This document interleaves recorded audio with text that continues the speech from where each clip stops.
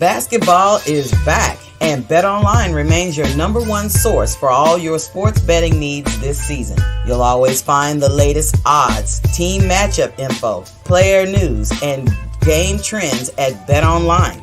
And as your continued source for all sports wager information, BetOnline features live betting, free contests, and giveaways all season long. Always the fastest and easiest way to bet all your favorite sports and events, whether that's NFL, NBA, NHL, MMA, tennis, boxing, or even golf. Head to betonline.ag to join and receive your 50% welcome bonus with your first deposit. Make sure to use promo code Bleav, that's BLEAV, to receive your rewards. It's BetOnline, where the game starts. Tell them the noisemaker sent you.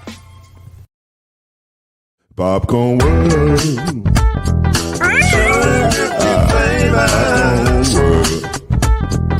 Popcorn World. Yeah.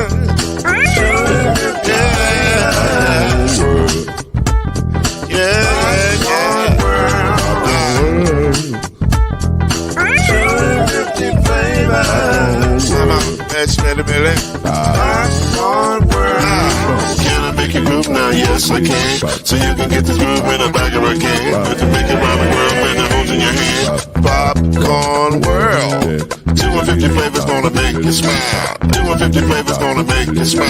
250 flavors gonna make you smile. I said popcorn make you smile. Ah. Popcorn World. Popcorn World. Popcorn World. Popcorn World. The Popcorn World.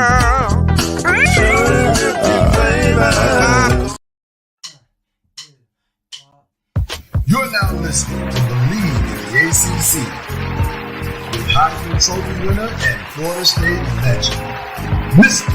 Charlie Ward, Wave 3 TV, and Fern Creek Hall of Famer, Kendrick Haskins, and Mr. Talking Noise himself, and of course Mama Noise's man, Lloyd Spence.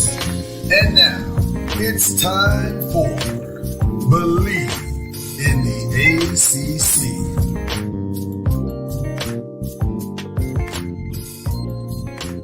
Good morning, everybody. We are here live on Facebook, on YouTube, and on Twitter because that's where we're broadcasting right now.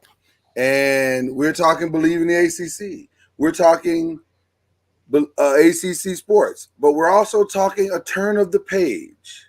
And why are we turning the page? Because after witnessing a massive crime on Monday night, it is time to turn the page. I am looking into or researching and developing a story of just a brutality beyond belief, in that a group of bulldogs just stomping around on horned frogs. It was not pretty, but it did bring a what was otherwise a very productive and fun college football season to a screeching halt. So it's frustrating because I was hoping for a good game, and that's not what we got. No, it gave me a chance to get caught up on some Yellowstone. Well, you know what? I did do some things that I wasn't planning to do. That was nice. I was like, well, I can work on this and get some stuff done. But how is hope? That's my number one concern. That's the number one thing. Because how is hope? Because that's not how you want to experience your first national championship school experience. How is Hope doing?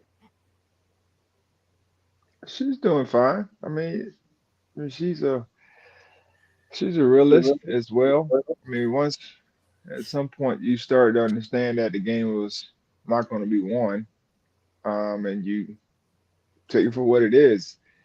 And I mean, it's just like no other game. At the end of the day, you lost.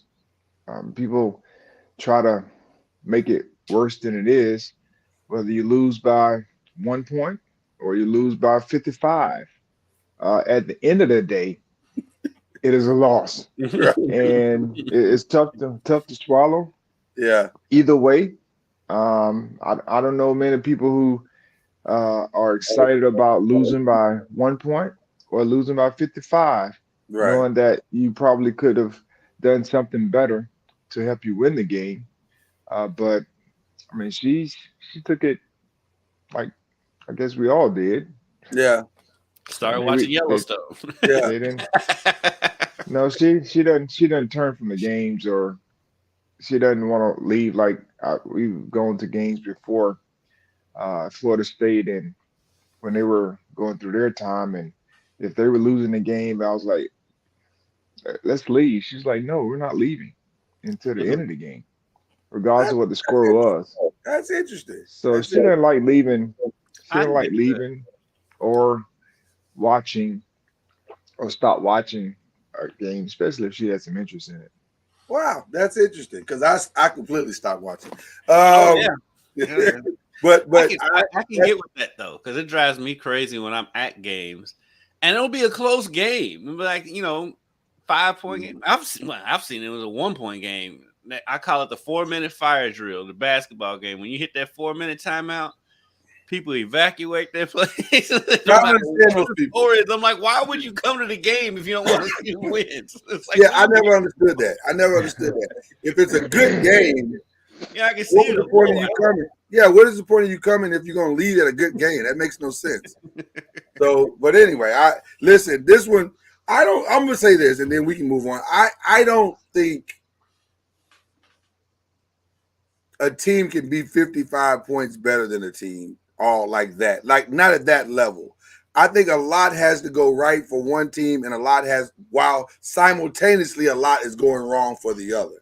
And I think TCU just the lights got real bright. And when the thing started going left, I think it just kind of snowballed on them. And Sonny, God bless him, he has never been in that situation, so he didn't know how to really bring them back and refocus them and hit the reset button. So it was just a lot of great things that happened for Georgia that simultaneously coincided with a lot of bad things happening for TCU. Yeah. Well,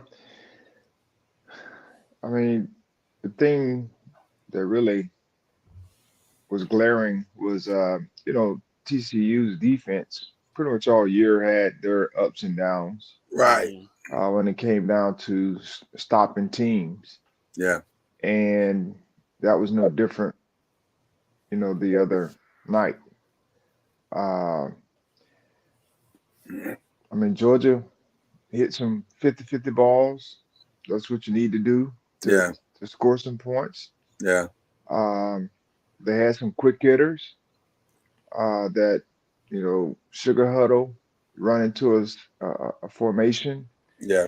motion a guy, and caught TCU a few times just out of position, and they hit a few of those, Yeah. Broke a lot of and broken coverages. Yeah. then they were able to run the football. Guys were in position to make tackles, but they didn't make them.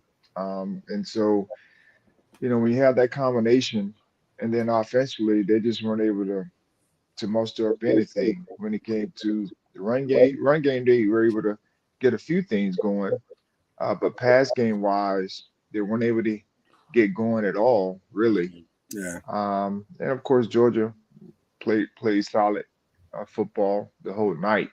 And Georgia's Um, good. I mean, let's just call it what it is. They're good. They're yeah, really good. Yeah.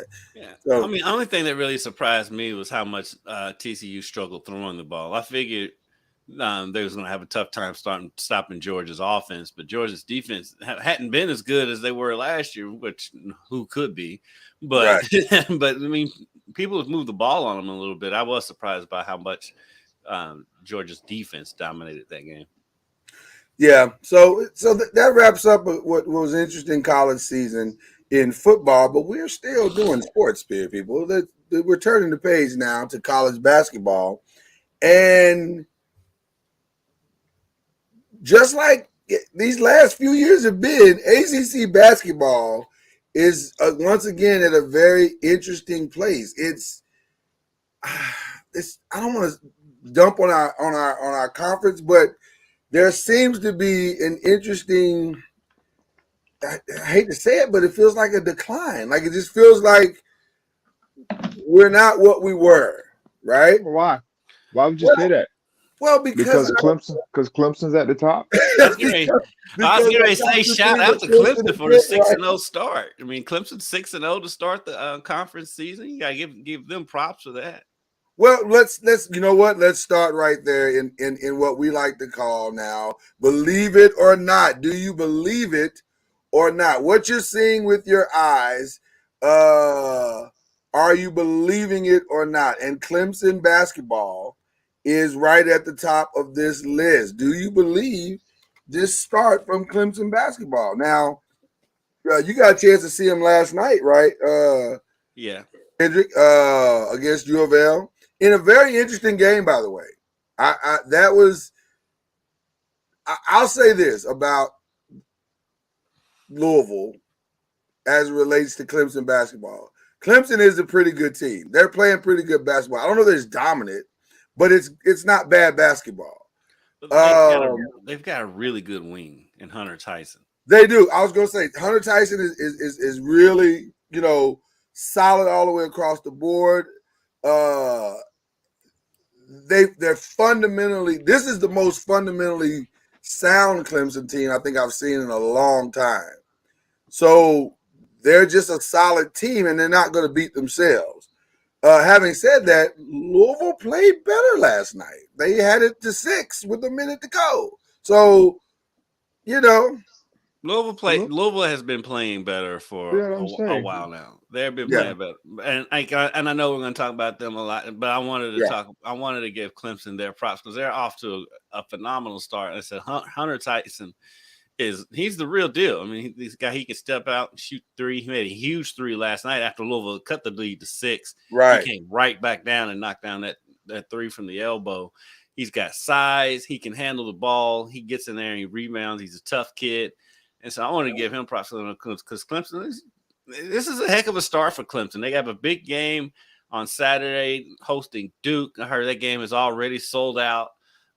Coach is going for his 1000th career win. What a way to get it against Duke. Right. and Duke has shown to be vulnerable. And so, I mean, shouts out to Clemson for this great start to their ACC season. Charlie, are you surprised that Clemson is not getting the national love that the record suggests that they should be getting? I mean, I think they're 14-3 overall, 6-0 in the conference. What are they ranked? Just because of the name on the shirt, they're not ranked. They're not ranked. So that sounds kind of like Florida State women. Yeah, it is. That's exactly. I know we're going to talk about that in a minute, but that's exactly right. But that's something I don't understand. Yeah. Like, how can you have that type of record in one of the premier conferences, even if it's down? I don't care if it's what you would consider down, but guys, they should be ranked. They should be. Even if it's just 15 on up. I mean, there can't be 15 teams better than Clemson right now. Right. I think so. That's an issue. I don't know where it's coming from, but there has to be some type of understanding that it's not going to always be Duke, right, or North Carolina, right, and that's the national perception. If Duke and North Carolina aren't having Duke and North Carolina years, then the whole conference is down. The whole conference suffers, because like they're bad. Right, because there's no way Clemson shouldn't be ranked. You cannot convince me that Clemson's not a ranked team. Well, the team that I watched last night is a solid team. Like that's the type of team that I don't know if they can win a national championship, but they can go to a tournament, and depending on what the draw is, they could go make some noise. Like they could solidly fall into a Sweet 16, and it wouldn't surprise me. They got really good guard play. Their guards are active. Their guards are very active. Yeah, they play defense. I mean, actually, they remind me a little bit I guess probably because of their stature, they remind me of Peyton and Russ. Right. Back in those days for U of L, because they're smaller guards, but they're active and they're dogs on defense. They get all over you on defense. They're physical for their size. But they're physical without drawing too many fouls. I'm sure if there's a closely called game, I mean that's what Peyton Russ used to have to do. But if there's a game that's called close, then they'll get into foul trouble. But they're physical and they get out there and they knock down shots. And I'm really impressed with Clemson. Now I haven't said all that. If they lose to Duke this weekend, all of that's going to go away, and the national media will say, "Well, see, that's why." But everybody loses. But Charlie, it's what they do. That's what we do. I understand that, but team loses. I mean, other teams come in and they compete as well, but there aren't any teams that I've known or seen just yet that had lost. Well, let's stay with that theme and talk about the Duke Blue Devils. They are currently ranked 24th in the AP and 21st in the coaches poll. Clemson's not ranked? Huh? And Clemson's not ranked? Clemson is not ranked. NC State isn't either. Right. And NC State beat Duke by 100. Right. So I watched Duke the other night, and I came away thinking, this isn't your typical Duke team. Like they're not bad, but honestly, they're definitely. Go ahead.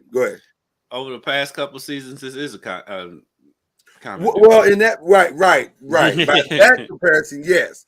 But I'm saying, obviously you're now really truly seeing the John Shire effect now, because it ain't the same, and it shouldn't be, because he's got to earn his stripes like anybody else would. And so they don't look like what you've historically seen at Duke. But at the same time, they play hard. They play strong. They're relatively physical.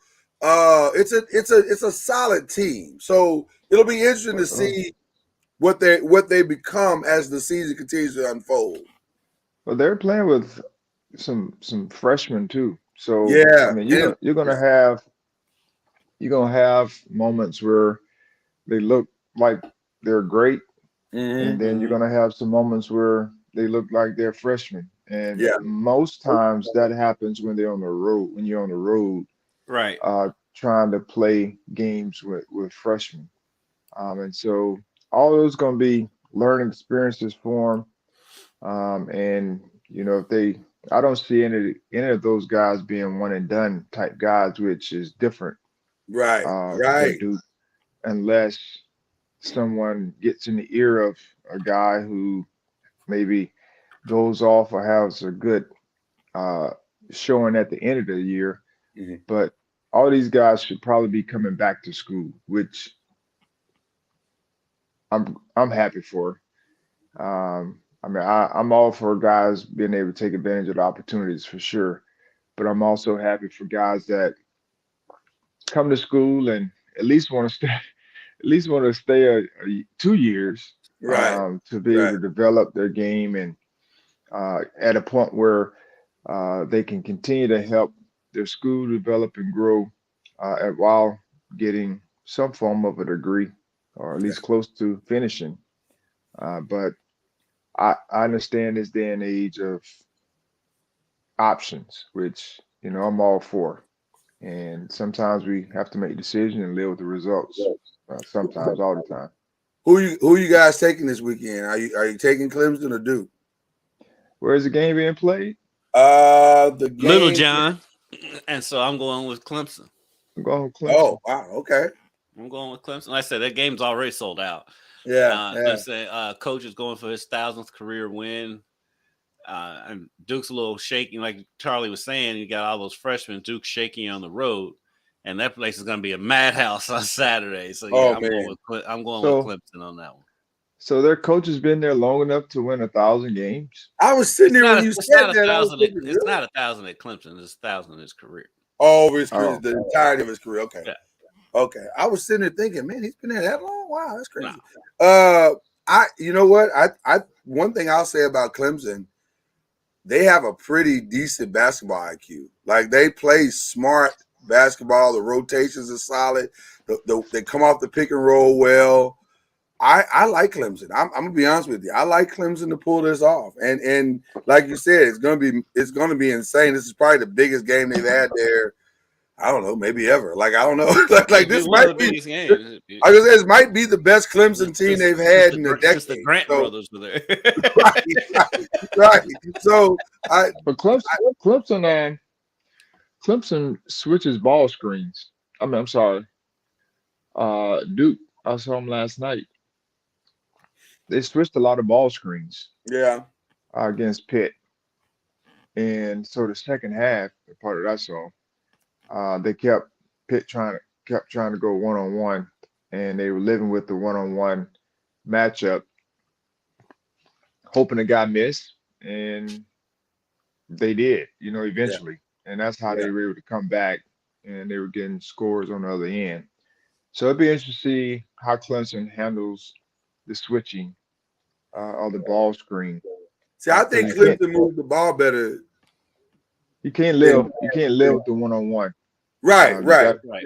right. be Yeah, able to do some form of a drive and kick, or just pass and cut, open up yeah, gaps yeah. for the next guy.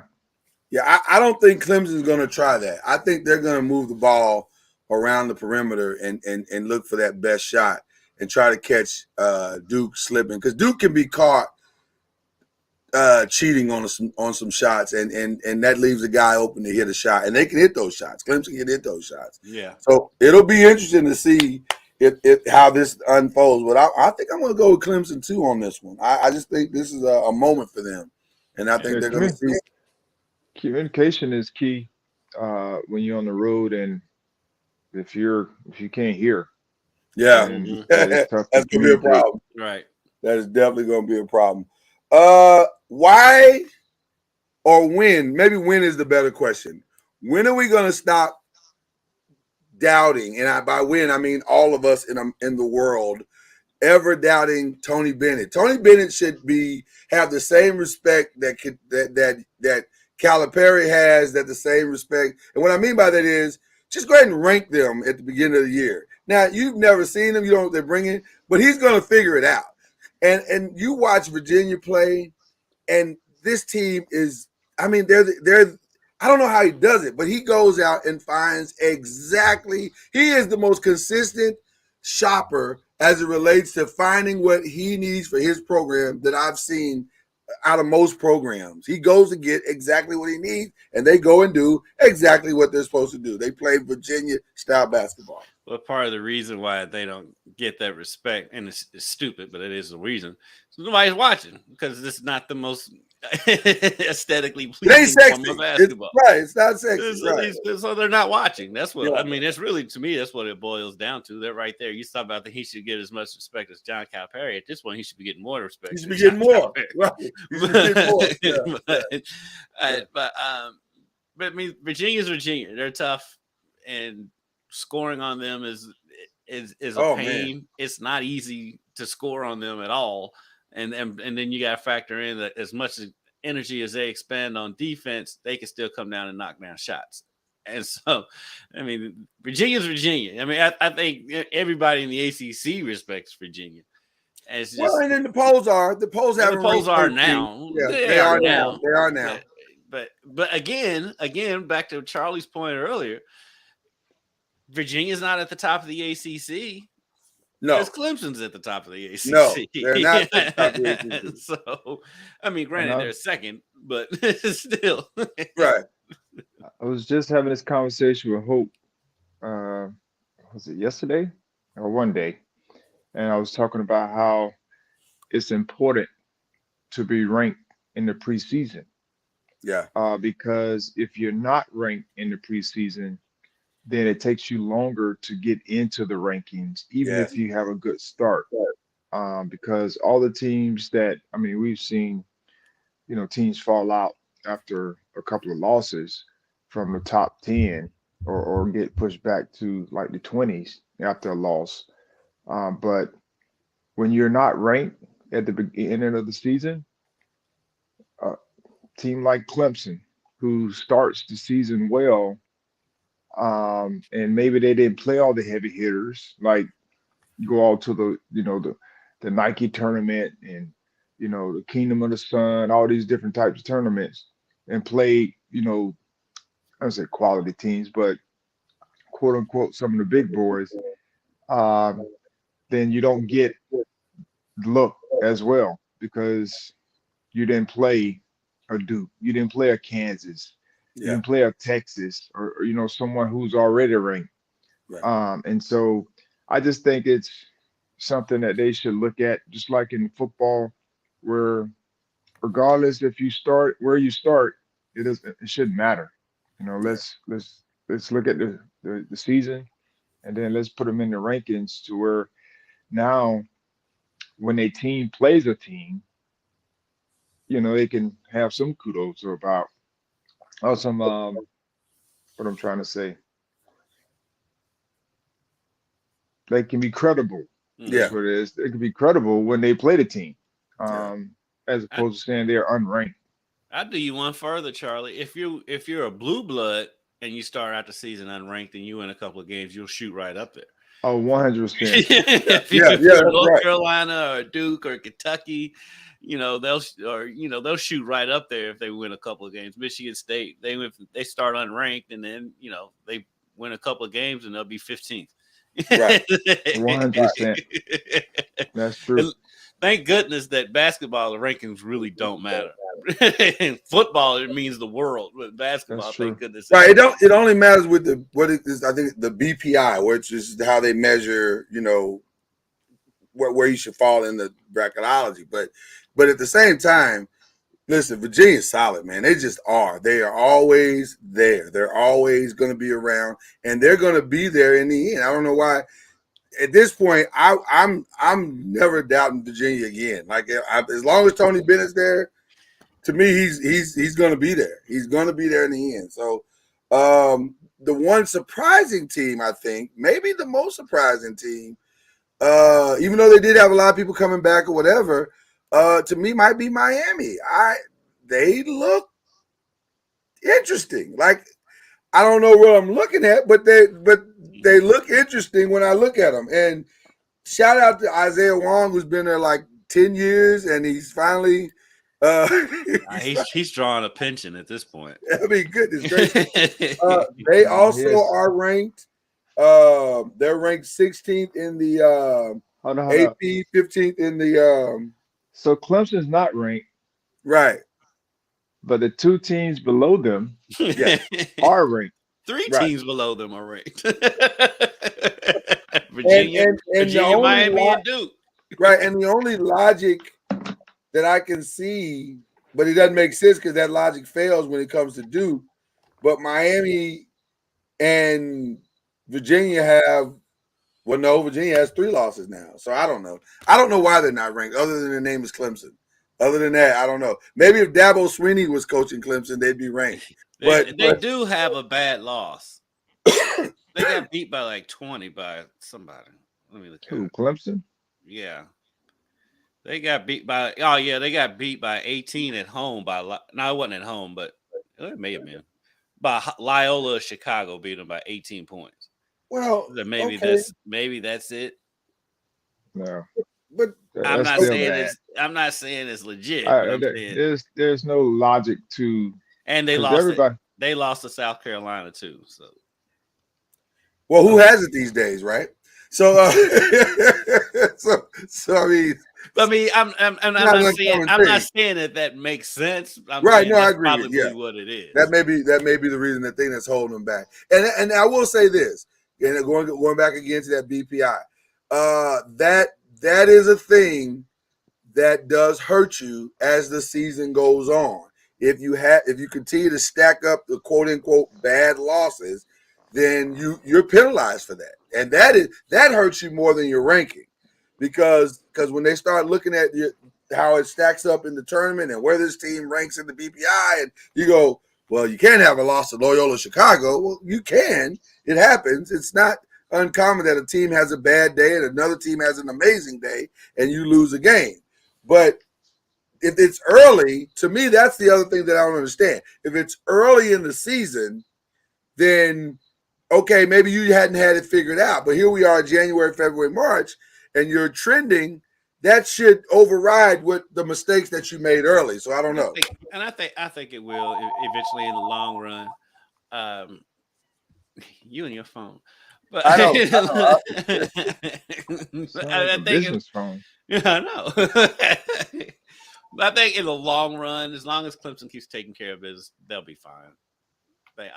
They've got, like I said, they've got the roster to be able to compete with just about anybody in the country, and Right. and they've got a great coach, so they'll be right. And like I tell my team a lot, our mission and goal at the end of the day is to be playing our best at the right time.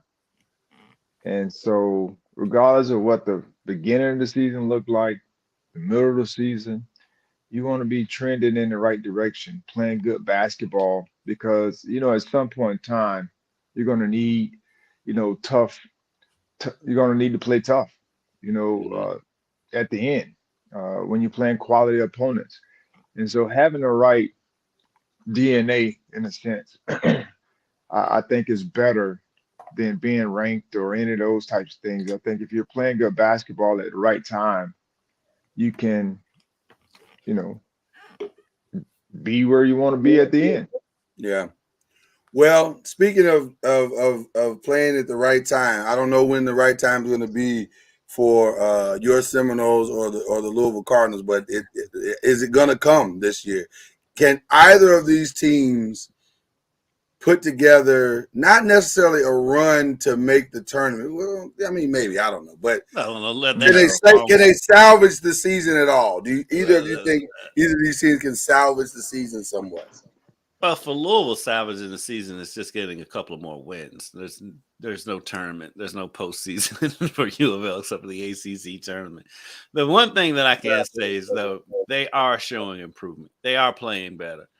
The thing is that it's at this point, it's just the turnovers. They turn the ball over so much, and it's not even forced turnovers most of the time. A lot of times, it's just dribbling. They'll dribble, like Jalen Withers last night. Louisville's on a run. JJ Traynor gets a loose ball. For whatever reason, he gave it to Jalen Withers, and because what's going to happen. He's going to lose the ball. Runs right down the court, dribbles it off his foot. He's going to lose the ball. It is inevitable. And it's like the best quote that Kenny has given, and it was a throwaway quote, but to me, it's always stuck with me. And he says, "I can't draw up our turnovers."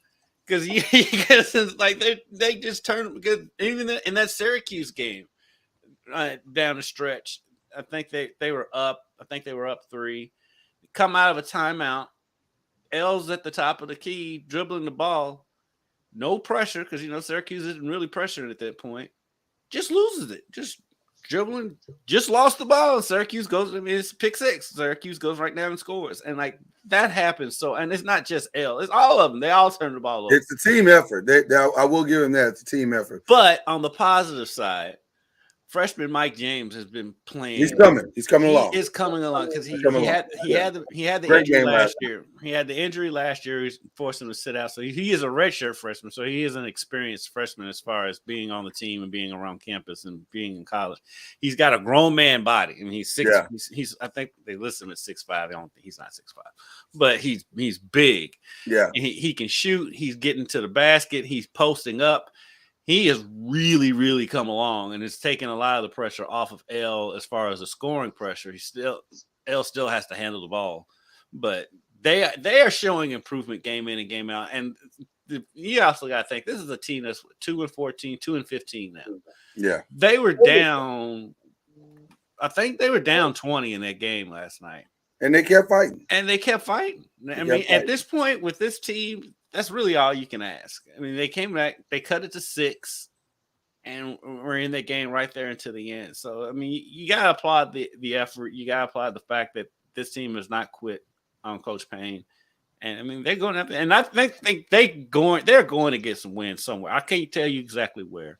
They'll sneak a few. They may sneak a couple wins. Yeah. They'll get about 3, 4, 5 wins this season. What's going on with your Seminoles there, Charlie? Tough one last night against Wake Forest. Yeah, Wake Forest shot it really well from the 3-point line. Yeah, They do that early. They will do that. and late, Yeah. and we seem to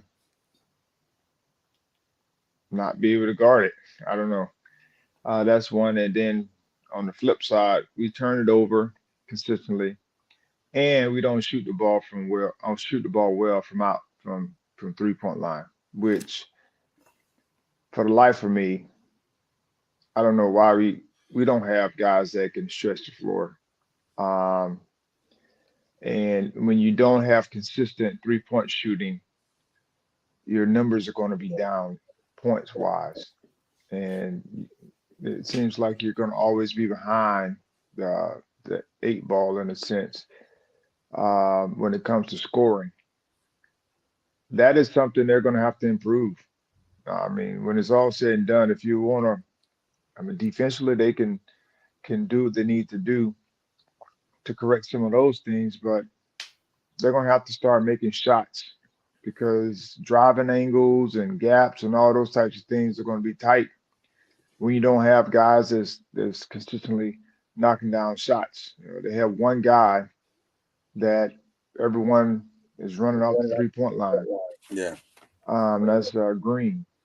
And so everybody else, you know, they're just working to stay in front, and we'll make a few here and there, but not enough to be able to, you know, change the point total in a lot of ways. So I think defensively they can still, you know, defend. They're making some mistakes there as well.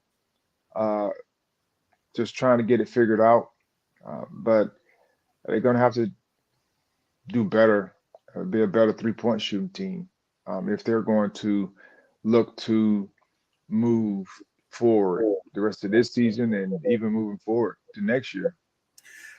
What is a salvageable season for them this year? What would be progress in your mind, Charlie? Well, go on a run. I mean, when you start talking about where you are, you know, winning 5 out of 7 games, whatever it may be, to finish the year, and that can be at any point. But also just being competitive right now. I mean, you're losing by 18. You know, you're dropping games by double digits, and that just shows that you're at a certain point, which is fine. It gives you like a barometer of where you are. But I just think being competitive and going on a run here. Like I know we had just won like 4 out of the last 6, or so it was some we had lost 2 games in the past 6 games, I think it was. So that's, you know, that's progress where you start to see some tangible things. You don't look at the record per se, but you start to look at how you're playing and competing and trying to put together a winning record from this day forward. Right. Right. To be able to give you some progress going into the tournament. And as we've seen, you know, teams who weren't as good, they continue to get better. And then once the tournament hits, you know, they may win one game just to say they won a game, and then the next game, you know, they may lose. But Right. I just think having progress going into the tournament is something that you want to have. Well, I tell you what, as we flip over to the women's side, you may not have a lot. Go ahead. Because there's one team that we didn't talk enough about too. Okay. Who Florida State played last night? Wake Forest. Wake Forest is having a great season. They are having a great season. I mean, I was just sitting here looking at the box score from last night. You realize they only had 4 people score more than 4 points? Who? And they still scored 90? Wow. I mean, outside of Carr, Hildreth, Monsanto, and Appleby, nobody else on this team scored more than 4 points. Wow. But Carr, Hildreth, and Monsanto had 22, 23, and 22. Exactly. And I said they had 20 plus points. Monsanto is he you talk about, I mean, the kid he can flat out shoot. and he's got size. I mean, he had 22 points. I'd like to see him get more rebounds for his size, but part of that is because he's mainly out on the perimeter. He only had 4 rebounds last night. But when you go 6 of 7 from 3, that makes up for not rebounding. That's not bad. That's not bad. That's not bad. That's called a good day. And he hit big shot after big shot against Louisville the other night too, coming down the stretch. I mean, he's a great player. They're a really solid team, especially their starting 5. Their depth, they don't have much depth, but that starting 5, they can compete. But also to Charlie's point, a lot has to go wrong with the other team too, which in that Louisville loss, they're 12-5. So I mean, thinking no, they're good. Listen, I'm not taking away anything from them, but when you got 4 guys that are basically doing all the scoring, that means some other things are going wrong on the other side too, which is exactly what you want to happen. So they're an interesting team.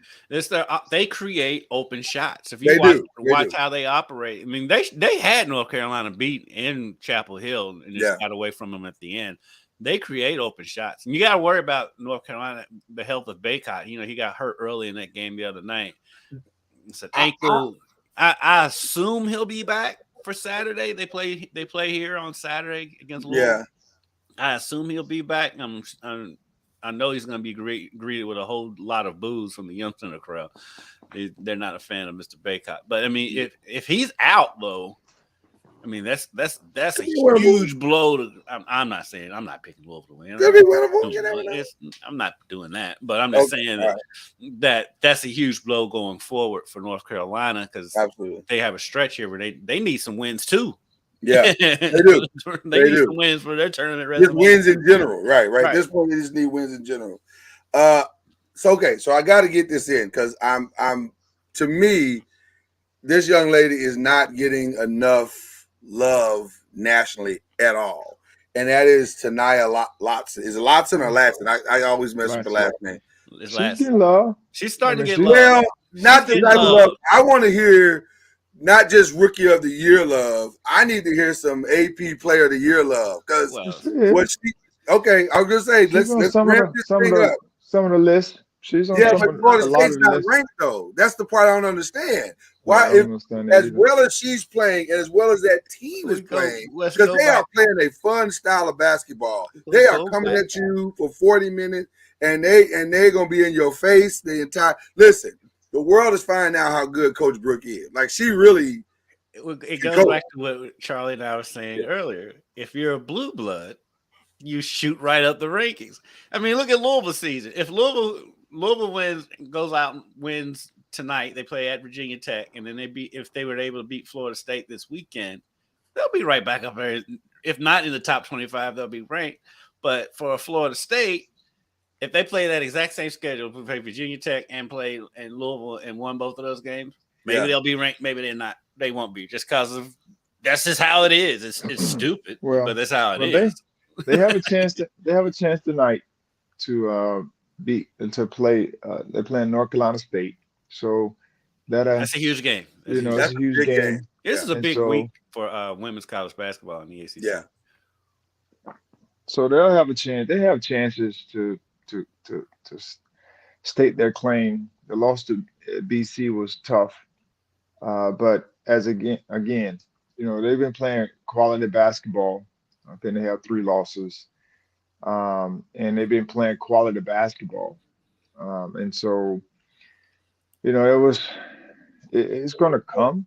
I do believe when it's all said and done, they'll have their say as far as the rankings is concerned because they will be playing some teams that. Like Duke's number 1 in the ACC right now. I think I read. And so Florida State is second. And then you got, I think it's Louisville, NC State.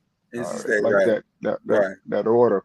Mm-hmm. And so they're going to have some chances because they're playing all those teams here coming up to be able to state their claim and get ranked or whatever it may be. So I just say they just have to keep winning.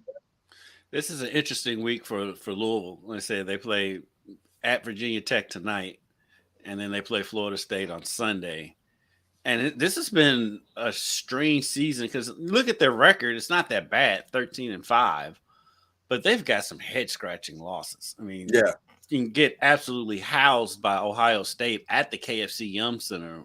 I mean, it was something to see. It was like we're sitting there at the game. It's like, what is this? Because they were up. They were up. I think Louisville was up double digits in the first half and ended up losing by like 20. So it's weird to see that. It's been a very strange season. They Peyton Verhulst transferred in the middle of the season. And Peyton's she was a good player. She basically a role player coming off the bench, and just and my dealings with her, she's a quiet kid, didn't really say much, but apparently there was a problem, and like they took off after she left. I mean, they went off and they won like 7 straight games before they lost to Duke, and then they had to battle against Pitt the other night at the KFC Yum Center. So it's been and I'm used to Coach Walls yelling and going crazy on the sideline, but it's a little different tone this year than years past when he's going crazy and being Jeff. Yeah. I'll say this: there's always been quality women's basketball in the ACC, and this year is no different. In fact, a lot more parity this year. I think I was going to say a lot more parity though this year. Normally, it's a little more dominant, and I'm going to tell you something. Like I said, I think Florida State is going to be there in some of those conversations at the end. Listen, in the tournament, we all know there has to be a player on your team that can put the rest of the team on the back and say, follow me. Now, she doesn't have the experience, but talent-wise, she is a problem. She is an absolute problem. I didn't realize she was as fast as she is. She is like, in addition to being sizey, she is a quick. Her first step is like, geez, sizey? Okay. So, she's sizey? Well, she's bigger than what I thought she was. Like I was like, she's kind of sizey. She's a little bigger than I thought she was. Like I didn't think she was that big. Let's see if Jeff puts that on his scout report that she's sizey. He needs to put that. Listen, you have to put that on the scout report. It's a little sizey. Well, because she has good control of her body. She does. Yeah. To be a freshman. Strong. Yeah. And she's under control going at a certain speed, and so that's different. Yeah. Than most young ladies that her age. And she's relatively strong. I mean, she gets to the basket. The other night she had a tough game. I think she had like 10 points or something, which is probably one of the reasons why they end up losing. But I think I don't know, I'm butchering her last name, but number 4 plays is Bajedi, something like that. But she had a solid game. She had 26 points, which was a career high for her. And now she's not shy. I've seen them play a few times this year, and she's not shy from shooting like any shot. And I'm sitting up there in the stands watching them like, sister, that's not a good shot. That's not a good shot. I mean, that's consistently, that's not a good shot. Like she's shooting them and she keeps shooting them. And the other night she was on at BC, which is what they needed to at least stay in the game, to keep it close because Tanaya wasn't on in scoring. And so they needed someone else to step up. But they do have 3-point shooters. I want to say her name is Villanueva, or number 23. Yeah.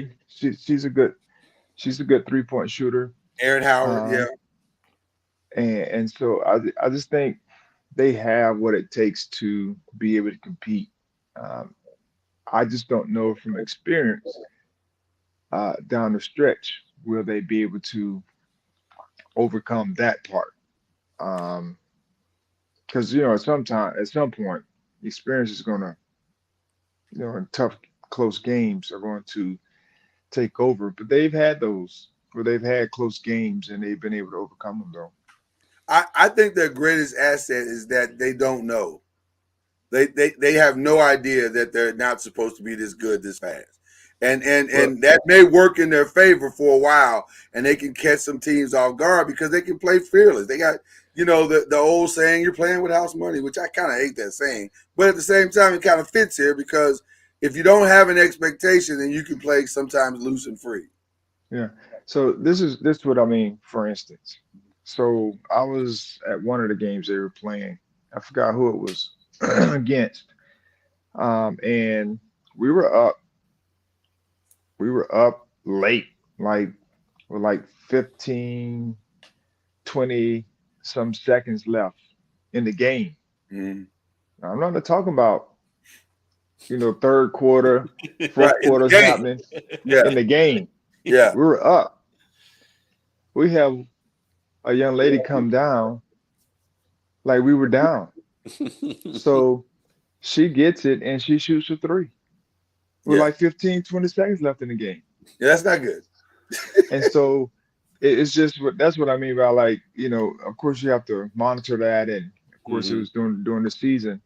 And hopefully you don't make that same mistake later in the season. But it's a learn teachable moment for them. So it's just that's what I mean by having game awareness and pressure and those types of things. You just can't forget that you're up Yeah, and you don't need to shoot. We come in now shooting shots like we're down. yeah. Mhm. And so hopefully they can continue to learn from those experiences during the course of the year. I think That, Louisville's biggest problem so far has been been their Achilles heel since Jeff's been there. Is in the middle. They're yeah, not, because I think they really wanted to put Cochran out at the 4 this year, but I think she's having to go back to playing more 5 because the 5s haven't lived they up to haven't stepped up. what Yeah, they they haven't. need. Because Morgan Jones has been fine since she's came to U of L. She's had up and down games, but she's been fine. Chrislyn Carr, the Syracuse transfer, I mean, she's a knockdown shooter. I mean, she can shoot. I mean, she's Right. arguably the best shooter on the team with Haley Van Lith on the team. Haley's been Haley, and so the problem's been in the middle and the depth haven't. And Mikasa got hurt this year. She's missed a few games, but I mean, I do think, like Lloyd, what you said, you have a player that can just put the team on their back in the postseason. Louisville has that in Haley Van Lith. Right. And They got and players. and if the pressures are much on her, Morgan Jones can step up, and so and Morgan makes some plays. She's made some plays in games. This is like unbelievable. she's so athletic and she's so wiry, but if they've got to find an answer in the middle because I think that's been the biggest problem this year. Do you think that Virginia Tech would be willing to do a swap and let Elizabeth Kitley come over and right here in the middle of this? Because Elizabeth Kitley's in the opposite problem. She is literally carrying them night in and night out. And if she didn't play well, I don't know where Virginia Tech would be. But having said that, she makes everything for them better. And they're right. They're in the conversation. Oh yeah, I mean, Yeah, they're ranked 15 right now. Yeah, they're in the conversation. But having said that, we talked about a minute ago. Duke, they're balling right now. They are playing some really solid basketball right now. They snapped Louisville's 7-game win streak. They're at the top of the conference. I mean, Do you I don't believe in Duke now that you've seen them? I think they can make a run. I think really and truly, there's if you put the can you put the standings back up there Absolutely, again? absolutely. This top to bottom, this is the most parity I can remember in the ACC because like even Boston College, and I don't even think Boston College's record is that great, but They won the last 3 though, right? yeah, they're 3-2 3-2 in conference. Yeah. They're 13-5. They're a problem. They give teams problems, and so I mean Syracuse is better than we thought they were going to be, and so going into the season it was like okay, it's Louisville and NC State. Well, look where they're at. Yeah. So and Notre Dame's up there again too, and so like top to bottom, this is as much parity as I've seen in the ACC on the women's side. Maybe ever. There's a case to be made for a legit 6 teams to make it now. Like they're gonna, if they can continue to keep playing like this, it could get interesting for the ACC women's basketball. I mean, But look at the overall records of these teams that in those top six. I mean, They're solid. They're solid. They are amazing. Solid. I love Kara Lawson though. Mm-hmm. I do too. She's the stuff that she puts out, some of her inspirational messages to her team Yeah. that she puts out is so good. Yeah. And so I would just love to go and just sit in the stands while she's coaching at practice and just hear her after practice speeches. Mm-hmm. Because the stuff that she puts out, it's just so good from a coach's standpoint, or just life in general. Yeah. I just like her stuff, and I always like there's a commentator or whatever they call them. Yeah. Analyst as well, analyst. Yeah. She's solid to me, so I'm happy to see her doing well. And I don't know how long she's going to be at Duke. And I hate to say that because people always ask me that. Right. And I don't like it. I like being where I am. Like, right. You know, when God says it's time to move, it's time to move. But people always want to put people somewhere else, like where they are is not good enough. She used to crack me up. She used to crack me up when she was an analyst because they would put those GoPro cameras on the analyst during big shots of the game, and everybody else would be going crazy, and she kind of just be sitting there. But I think she brings that calming influence on her team too, though. Like, I think they're even keel. Yeah, they don't get too up, they don't get too down, and that's kind of how I think what she brings to the team. And let's not forget, Carol Lawson was a heck of a player. Oh, she's amazing. She's amazing. Yeah, I think she could stay. I think she could stay for some time. Yeah, because she can build something there. Women's basketball, with all due respect to both sides of the coin, women's basketball from an academic perspective is a little different. Like, you can get the kind of players you want to get. And a Duke degree is an attractive degree. So if you got a solid coach like a Carol Lawson, plus a solid program like a Duke University, that could be a winning combination, similar to what you're seeing at Stanford, similar to what you're seeing, So I think she could win there. I think she could stay there. I don't think she's going to be as easily poachable as some might think that she would be, other than maybe the obvious, which would be her alma mater. Right. That's the elephant in the room. Right. Yes, that's the elephant in the room, and that's the only job I can see her leaving Duke for. And they would do well as possibly to bring her in as a successor because she's young and she's, she like you said, she's motivational. She definitely understands the legacy. So I could see them doing that. That'd probably be if I was Duke, that'd be the one thing I'd be afraid of. But other than that, I don't think there's a problem. I'm not even worried about that right now. Yeah. And because that's the thing with Duke's, I think Duke will back her as far as getting everything she needs. And so, I mean, it's not like Duke has been dormant forever. I mean, I think she'll be there for a while. I think so too. I think we're to a point because we're finally to that point with Jeff Walz because everyone's, where's he going to leave? Well, he's not going anywhere. What better job is there? Right. Except UConn. And when Gino leaves, they're going to hire a former UConn player to be the coach. And so, I mean, I think she's there until the Tennessee job comes open. I think she's fine. But I also say this, and I want to show them some love for sure. Man, NC State. Man, I don't know what it is about Diamond Johnson, but I love watching her play. She reminds me of a scrappier female version of Avery Johnson. Like she's just relentless, and she's coming at you, and she's fearless, and she's so smart. She had a double move the other night that I was like, boy, that's just smart basketball. Because she jab step. First of all, you don't see many jab steps anymore.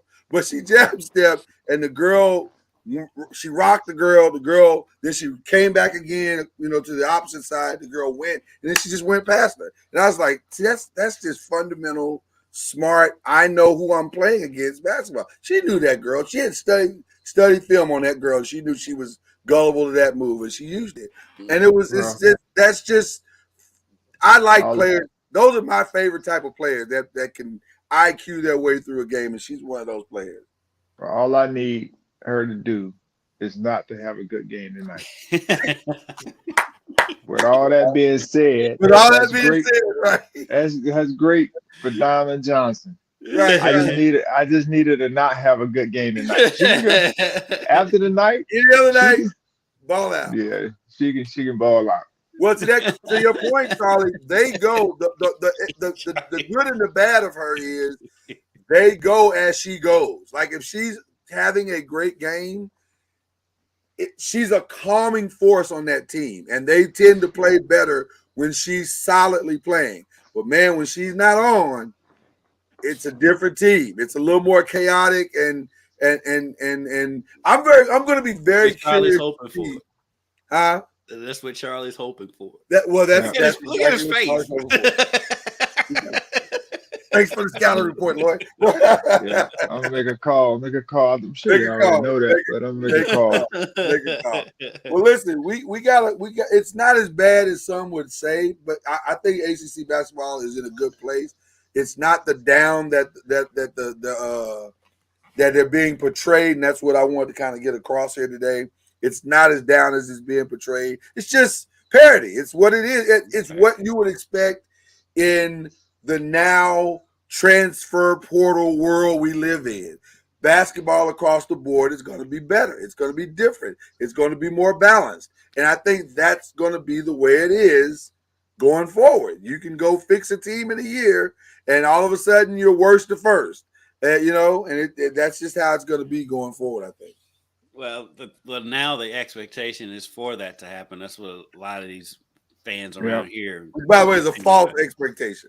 Right. A lot of the fans around here complain about why didn't they do more in the transfer portal? Why didn't they do more in the transfer portal? And I'm like, they took their swings and they missed. And they had that NCAA stuff hanging over their head during the transfer portal time. So, I mean, be patient. Be relaxed. That is the fundamental thing that people don't like or don't want to do is be patient.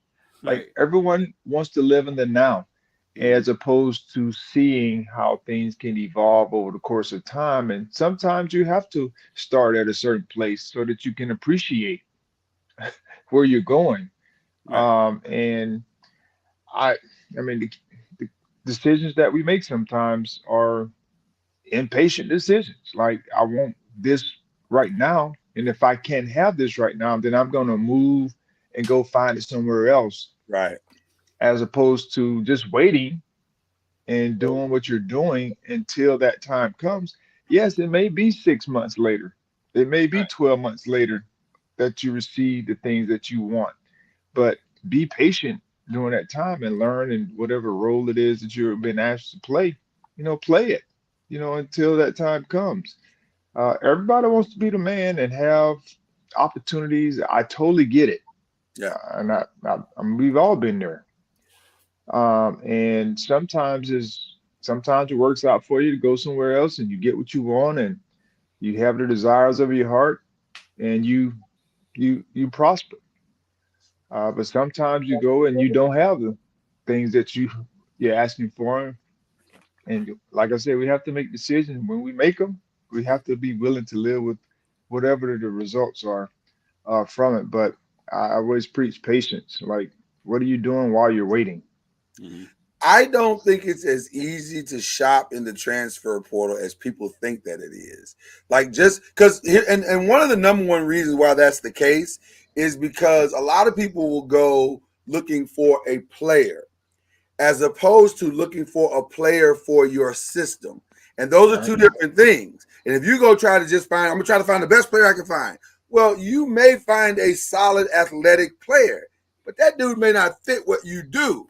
And so now you got this guy on your team that can't really help you because while he may be athletic and he may be able to jump or maybe one-on-one individually a decent player, his basketball IQ is null and void. So a lot of teams are finding that out, that, oh my God, he's not what we thought he was. Well, now you're stuck and you're just, so that's why, again, I go back to Tony Bennett.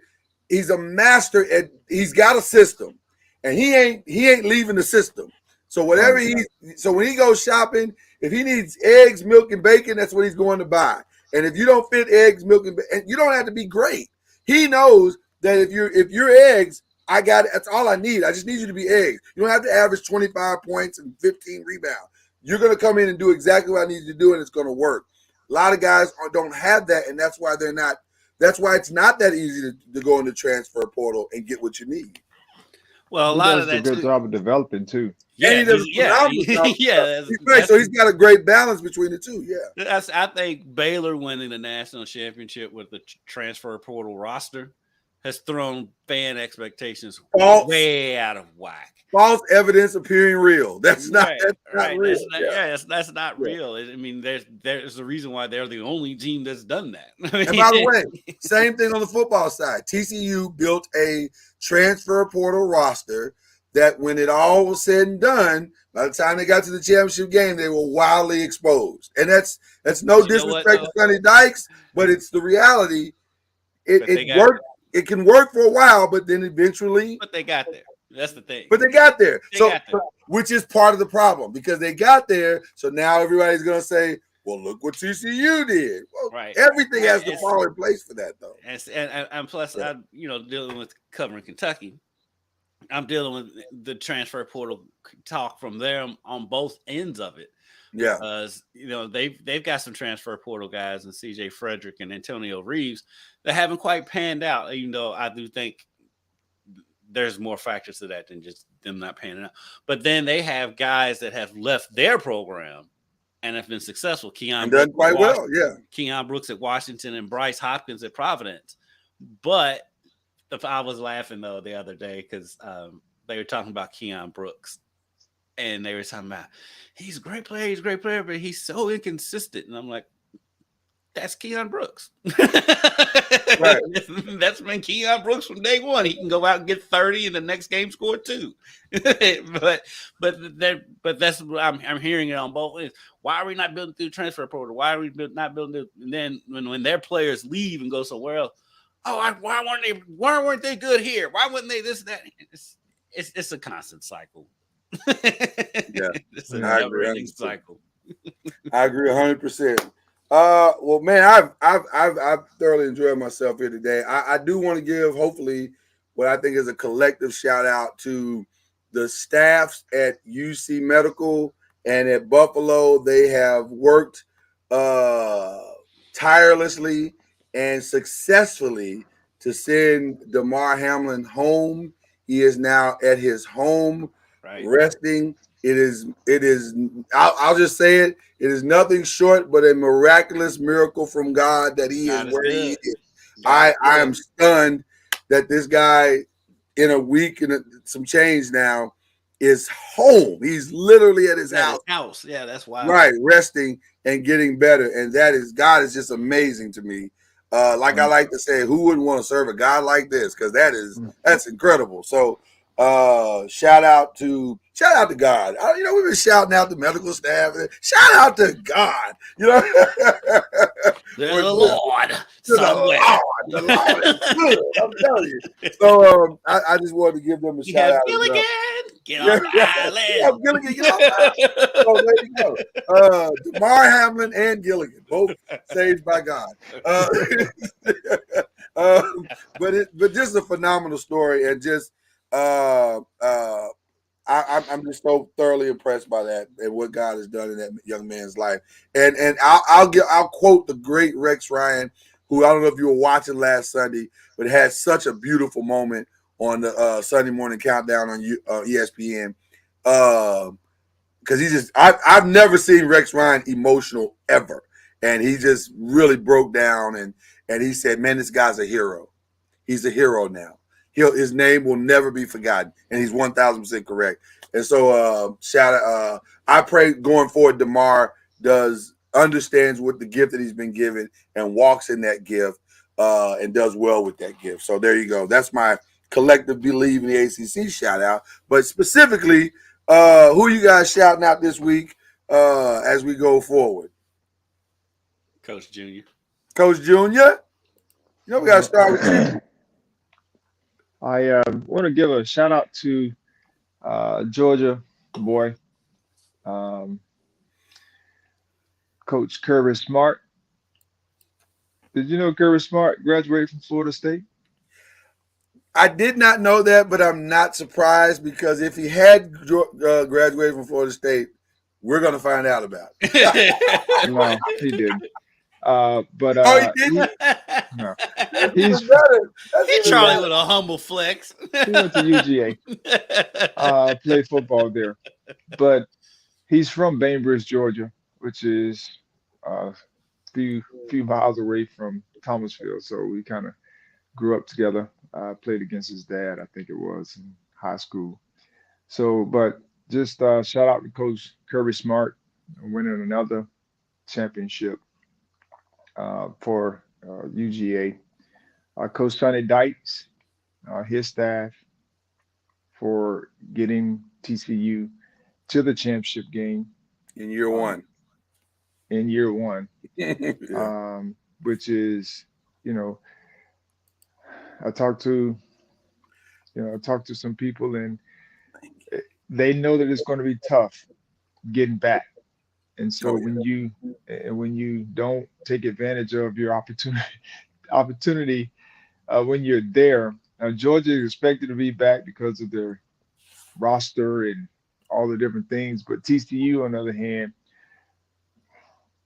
there are a lot of TCUs out there.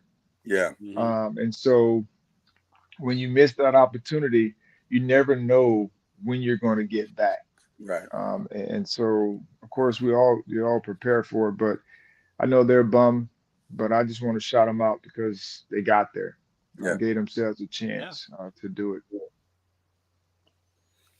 I'll give my shout out to guy. I did a one-on-one interview with U of L running backs coach Chris Barclay. I've known Chris since he was a little fella running around First Baptist Church of J-Town. And so to see him, he was a star at Male High School, playing on the same team as Michael Bush and Crazy Montrell Jones. And then to go on to Wake Forest. When he graduated Wake Forest, he was the all-time leading rusher in ACC history.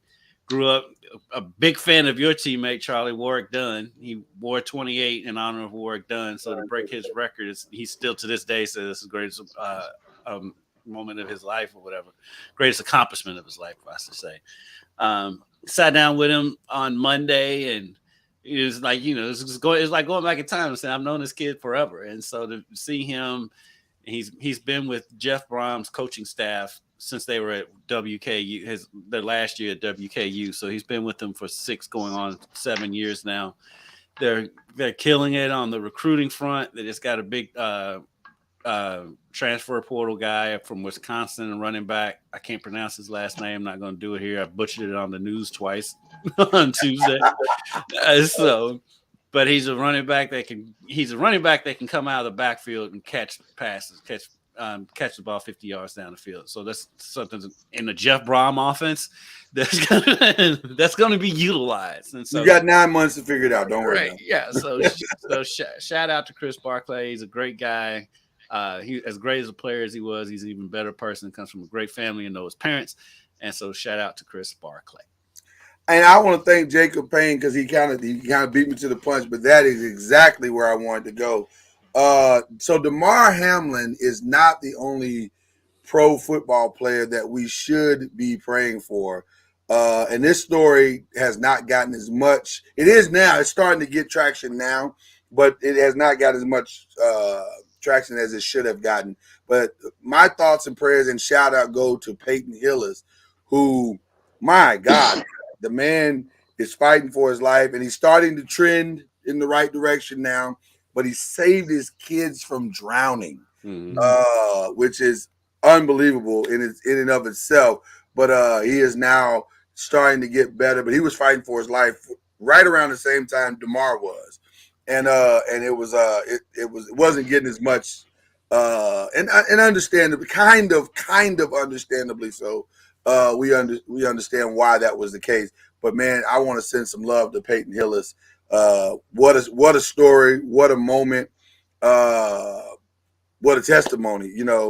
That of testimony of biblical proportions, right? Lay down your life for your kids. I mean, goodness gracious. So that's an amazing thing.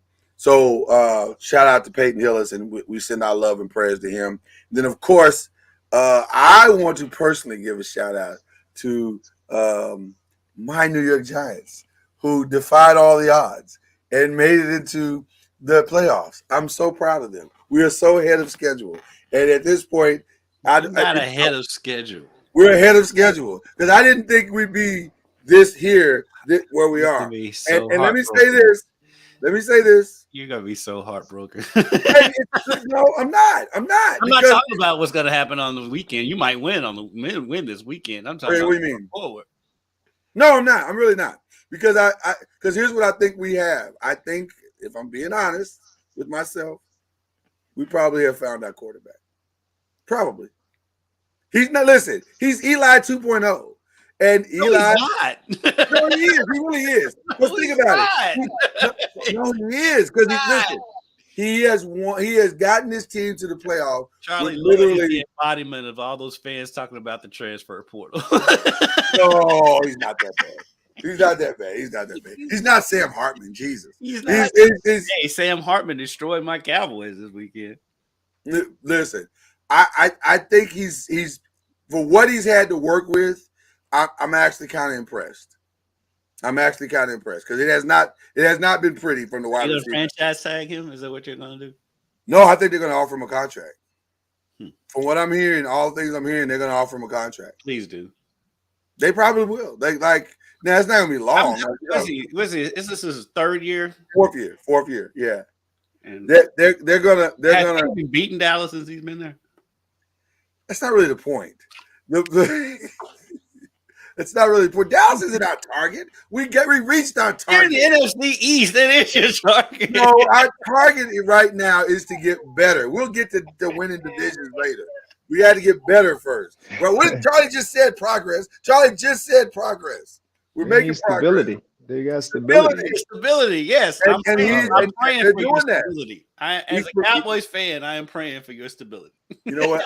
You know what? You say you are, but I don't really believe. Oh no, I'm trusting I am. I don't really believe what you're saying. I would love for you to be stable with Daniel. You know what? With that being said, sir, I think we will end this broadcast. So we've had a wonderful time today. I hope you have to enjoy your weekend. Daniel Jones is an ACC guy. Yes, he is. Man, just saying, shout out to Duke football. There you go. Pride of Duke football. Right now, he is the pride of Duke football. He will go right now. He will be the highest paid Duke football player. Quite possibly the highest paid of all time. I think he may already be that. He may already be that. Oh man! See, I got so excited, and choked up. I'm so emotional about Daniel Jones. And that's how you're gonna feel when free agency comes. You know what? I don't need it. This is unproductive. So, with that being said, we will see you guys next week. Have a great weekend. Enjoy your weekend. Enjoy ACC basketball, and we'll be back next week. You've been listening to Bleav in the ACC with Charlie Ward, Lloyd Spence, and Kendrick Haskins. Please like, follow, subscribe, and share from the Noisemakers page on Facebook and on YouTube. And you can also listen to us on Spotify, Apple Music, iTunes, and wherever podcasts can be heard. And join us